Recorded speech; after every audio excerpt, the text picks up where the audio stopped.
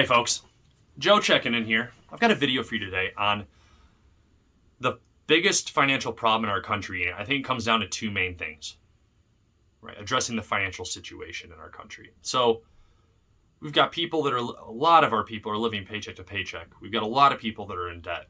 We've got a lot of people that feel stuck in the mud and where they're at financially.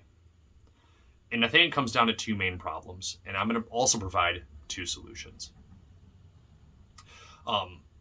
First, I think we have a financial literacy issue where people don't feel confident in what they know about finances. They could definitely use more information, how interest works, how to start a business, taxes, all the stuff that we could get into. And it would also, another thing we have an issue on is financial discipline, the delayed gratification mindset where people generally know you shouldn't be swiping a credit card, right? People generally know you shouldn't be buying new cars if you can't afford them. And how do you afford them, right? That goes back to the financial literacy issue. And I don't want to just dwell on the problems again. I want to get solutions, but it'd be great if the school system could do a better job teaching these and we could implement it better. It'd be great if parents could do a better job teaching their kids and family members about these. But being a teacher myself, a lot of teachers don't even understand a lot of this stuff, and a lot of parents don't either. So it comes down to those that have a little bit of the wherewithal. So here we go with some solutions. First, you learn from people, right? Learning. Let's take a look at learning here. You learn from people that you respect, that are wise, that have experience, that have done things in life that you look up to. So we can call those people like mentors if you want, right? Someone that you respect and you look up to, all those things. Now, if you don't have a mentor in your life for finances, business, whatever area you're trying to get better at in that area, you need to get one of those as quickly as possible. That's going to vastly change your perspective. You'll learn from their experiences and it'll be awesome.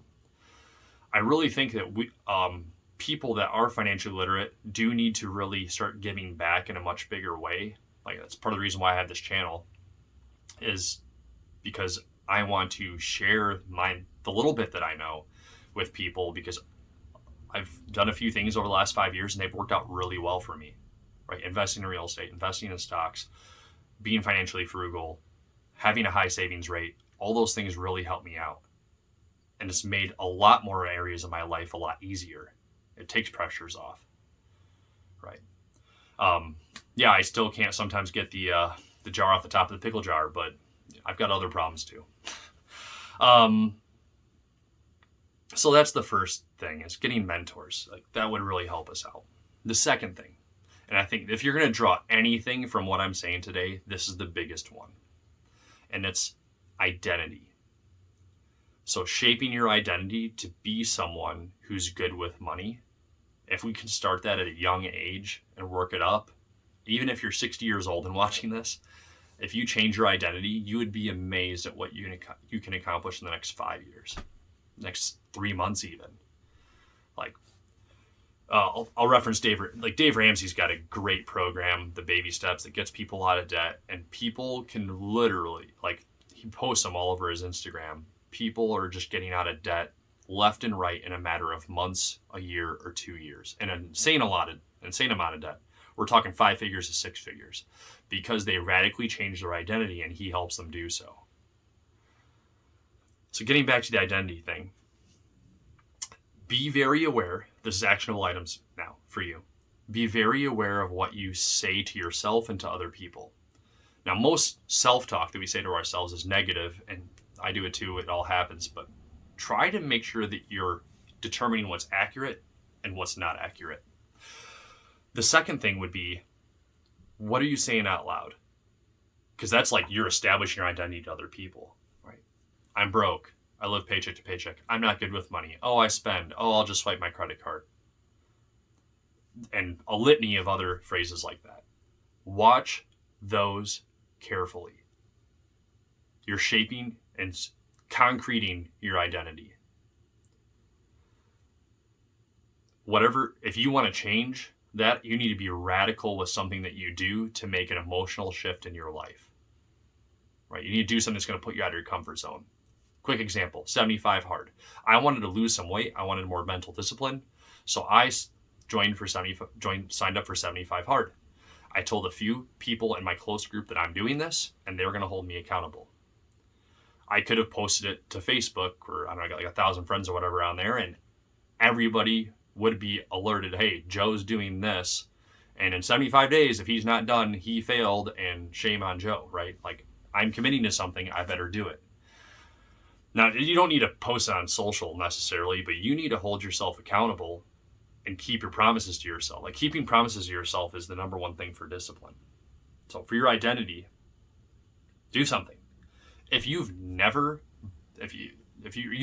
don't identify as an investor, I want you to literally just buy $5 worth on any platform, Fidelity, I don't care, $5 worth of an S&P 500 index. Please do that either right now, tomorrow, whenever you see this video. If you've never invested in anything, find a way to get $5 and put it in the S&P 500 index. Basically, you're investing in the 500 biggest companies in the stock market.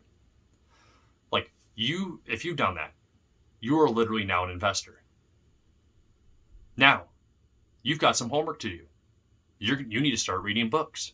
You need to start listening to podcasts, talking about it with people that know more about stocks than you. Real estate. You need to be reading real estate books. You need to start a separate bank account for real estate investments and start shoveling money into there. You're now becoming a real estate investor. Your identity has changed. Now, instead of going out to the movies, spending $40 there, you might be thinking, whoa, I could stay at home, watch Netflix, make a bowl of popcorn there for $1.25 or whatever. And I'll take that difference and I'm able to buy a new light for my rental that I'm going to have down the road.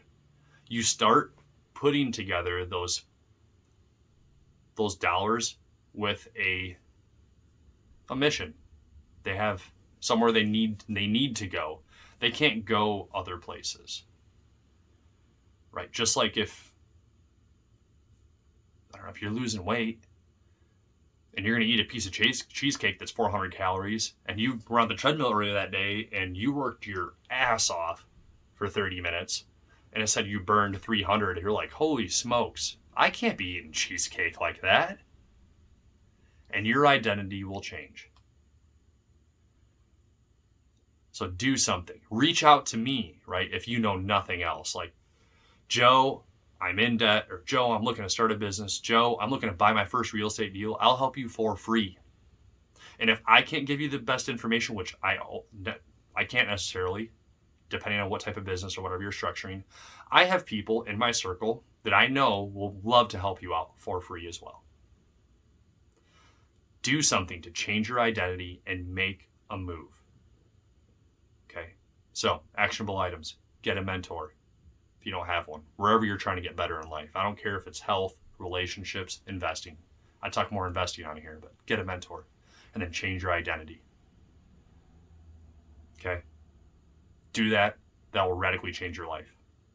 Thank you for your time. Stay on the path and have a kick-ass day.